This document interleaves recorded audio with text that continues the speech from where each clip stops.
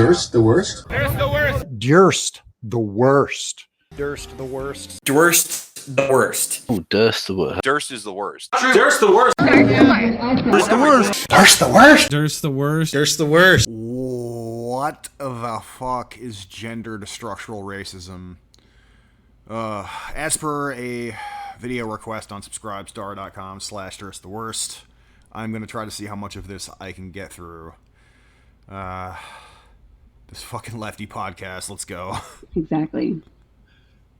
Maybe we can turn a little bit to your work on structural gendered racism on college campuses and in academia more broadly. You've done some work recently on this, so maybe tell us about that work and what you were trying to get across there. They're pretentious enough to call this work. Okay, so we're going to get a deep dive, I guess, into gendered structural racism. I think this is Whitney Pirtle that they're talking to. Oh my god. Let's see. Sure. I recently Women's published suffrage an was a essay mistake. in feminist anthropology called We Too Academia. And in that piece, the goal was to join in the chorus of other women of color academics in particular who have said that this place should serve us. It should be a place for us, but it hasn't always been. And so I use Langston Hughes' poem "I Too America" as sort of embedded throughout my piece, where he did a critical reflection on Black Americans' place in American society and how they were pushed into the kitchen, but eventually we left because people see how brilliant and bold and beautiful we are, that what we produce and provide is so integral to our society. And I think the same could be said of women of color academics in academia, that the research that we produce, the teaching that we do. Dude, this is just a lot of busy work for laymen who want to be involved in the university system, have a job, and really cushy job. Oh man, this produces absolutely nothing except lefty propaganda, That's what, I could translate that. Lefty propaganda, lefty anti-white male propaganda. Sometimes the mothering or other mothering that we do on campus is so integral to help the campus be sustained and help students feel supported and included within the campus community. But that work that we do, again, is often undervalued or not seen. And it makes us feel sometimes that we don't have a place or we don't have a seat at the table. And I reflected on a moment where I felt like I physically did not have a seat at the table. Like someone didn't move their chair over. And so I was pushed back from the table. And it was just a one-off moment, but it was a meeting where we were talking, doing strategic planning, and the chancellor was in the room. And so it was significant because it felt like this is a decision-making table and I didn't have a place.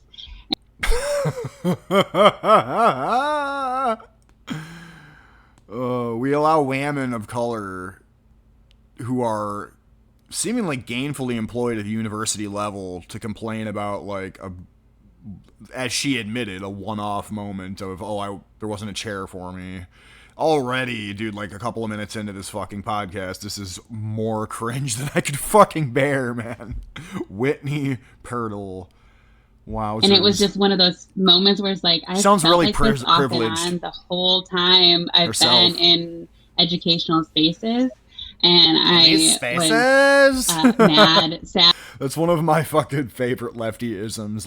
These conversations and these spaces. Whenever they bust out language like that, it's not a dialogue. It's not a dialectic or whatever. It's a monologue where they yak at you and, finger wag at you and scold you. Usually about your whiteness and your maleness, your masculinity and your Americanness, your Westernness. You know what I mean? I'm tired about it. All of those things. In these spaces. And so at that point, I think I was my first or second year, and I didn't say or do anything, but I, have built up my confidence and sort of fought back against imposter syndrome. where I felt like I was an imposter, and, do that flip that we keep telling people to do, that you're not an imposter. The space wasn't built for you. And so you're doing what you need to do. And like the space needs to be changed. And so I've become better and bolder about speaking out when I feel excluded or when I see other people feel excluded. And so it was just a reflection on those experiences. And I was happy to get it placed. It was in the... Dude, the gendered structural racism is like okay, so we're still on I'm still like waiting for an expanding, an elaboration on how the chair incident is symbolic or indicative of gendered structural racism. Remember, this episode is about gendered structural racism. I'm probably not going to be able to make it all the way to the end of this fucking thing, but we'll see how long. If she doesn't get into a juicier elaboration of this gendered structural racism concept, I'm probably just gonna have to check out Black Women's Special Issue gobbledygook of Feminist Anthropology. And it's been in those communities, like Cite Black Women, or, and having feminist mentors and working on the edited volume, Black Feminist Sociology, that I think helped me become more emboldened, because I'm finding these spaces in academia that are beautiful, that make me feel included and make my merits feel warranted.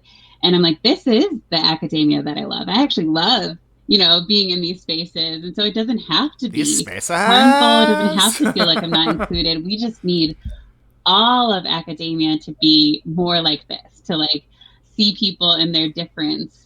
And celebrate it and understand that like the more seats we have around the table, the better place it's going to be. That was just really a whole bunch of words that had no meaning. And the fact that resources at the University of California, Merced, the fact that resources are allocated in this manner, I mean, it's just really...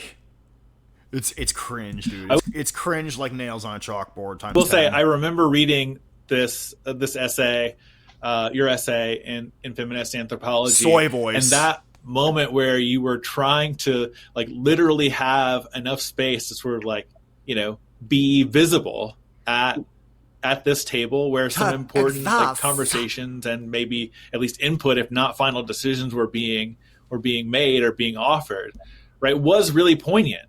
Right? No, it's not. And you're sort of in this space where you're like, this is what everyone's talking about. Like I literally... it's just like, dude, I mean, as a white bro, I could just walk up and be like, hey, bros, where's my chair, dude? And like, I was like a POC woman of color, you just can't do that. It's like, what's process? They cannot find like gender structural racism, right? Yeah. And as a relatively new faculty member, as an untenured faculty member, someone who the incentives run, in my view anyway, they run entirely in the go along to get along. Do not make this a big deal, because you can be labeled as a problem, and that hits different for different kinds of people. So you're labeled as a problem in the university level if you're, like a Blue Lives Matter. Remember the Blue Lives Matter kids sitting in the frickin' study hall and they get harangued and harassed, and then like they had to apologize. It's just like insane. You're not labeled a problem if you espouse this crap. You're fucking given jobs, dude. You're given like, directs the Center for Health. This chick directs the Center for Health and Equity Lab. Dude, this person's research is at least regarded in some way, shape, or form. Like, so, I mean, what? I think, people are delusional. Those of us with more racial and gender advantages or privileges, right? That might, demanding a seat at that table or really asking someone to move in a sort of a more pointed way doesn't hit the same as if it were a faculty member of color, right? Yeah. Who, because the faculty woman of color is going to be like, don't give me that chair, bitch. Give that chair, bitch.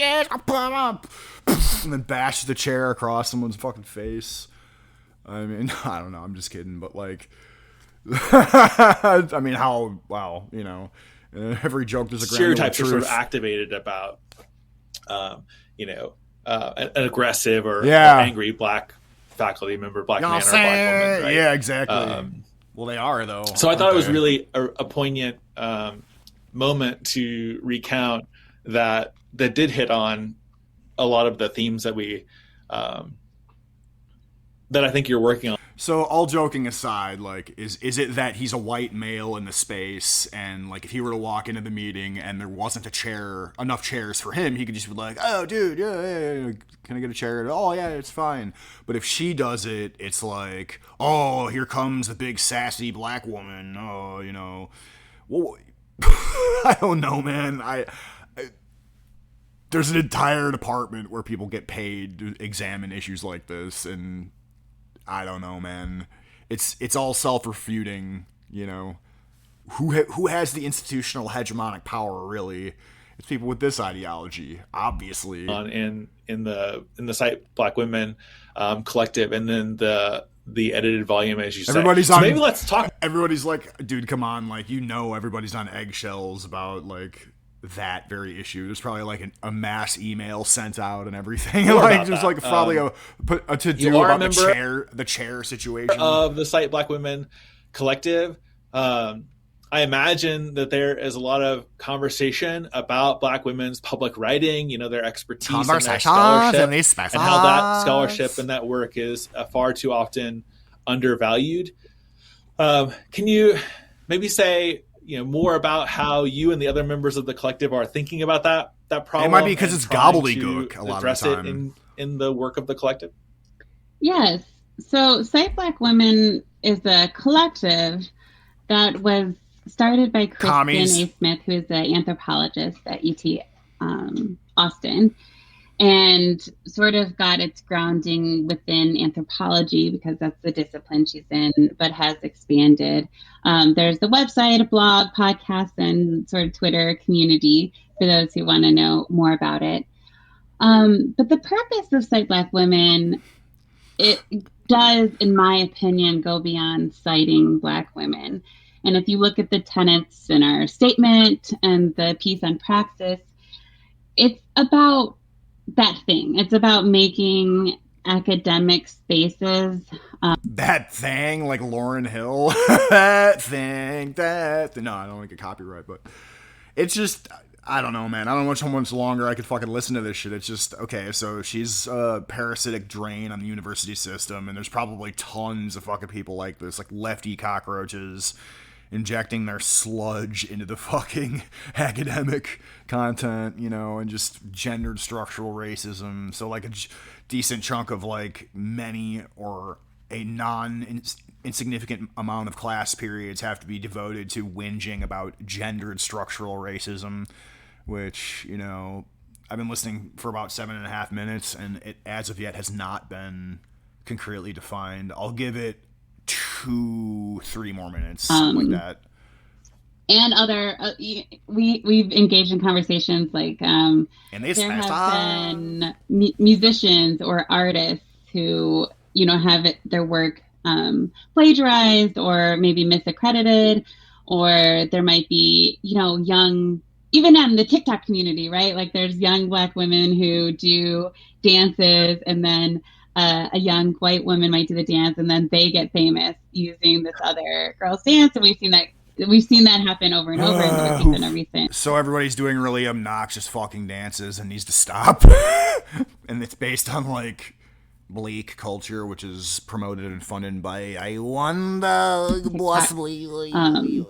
Black Content Strike, to call, to confront that practice of erasure. And so, yes, we are entering the space through academia because we are academics, but it is a broader issue about like understanding that Black women are producers, and that we like produce decent twerk videos, and these white bitches steal them. That's gendered structural racism, you guys. That'll be however many thousands more dollars tuition because we need to staff a department at the university to talk about health and equity, gendered structural racism, and the erasure of like black twerking videos on TikTok, and some white bitch just gonna steal it. Appropriate. We produce need to be We produce credited. it. Oh, And so when we're writing something, like cite us, but cite us because you're reading and engaging and understanding that we have something important to say, not just because we told you you need more Black women authors. I've seen that. I've seen my name be cited in spaces where I feel like it maybe shouldn't have, or maybe they didn't actually read the work because it's cited in these weird sort of ways. And I know that happens across the board. I know like citation practices are there's always these stories and problems, and there can be thin lines, but I think it speaks to the larger issues of erasure and silence and devaluing. And so it could be an intervention, can be in the classrooms. Maybe you decide you need more Black authors, and so you put them in 1 week, and that's that sort of, it seems it's like this one-off, whether versus integrating them into the core of the syllabus. Or you construct a panel and then all of a sudden So you have to like just read more Def Jam poetry in college classrooms and give more money to educational career paths for Black people to whinge about gendered structural racism. Oh man. I can't really, oh man. I'll give it 1 more minute and then I'm done with this fucking shit, because I'm sure that if you want to check out the rest of this podcast, you could feel free, but holy crap. Realize it's all white and you find the one Black person to come be the voice. It's like we want more. Yes. The English written word is a lot of white people. Yes. I'd like to document someone asking her point blank, or someone like this point blank, well, what is intrinsically the problem with that? And I'd like to put up a video that could potentially, make the rounds, get some discussion going. Well, what is intrinsically the problem? Okay, your reading list is a lot of white people, maybe even white dudes. What's the problem with that? You have a chip on your shoulder about that. Why? That we want to be engaged on our knowledge production in a critical, constructive way. And so Cite Black Women is just calling into practice doing that more, citing, engaging, reading, paying, protecting Black women thinkers in what they have given to the academy and beyond. Okay, so this is why you just don't go to college. But anyway, that's about as much of that as I could fucking handle. But yeah, go to subscribestar.com/dursttheworst if you'd like me to shout something out or respond to something or whatever, watch something on a video. I will accommodate you. But yeah, peace out.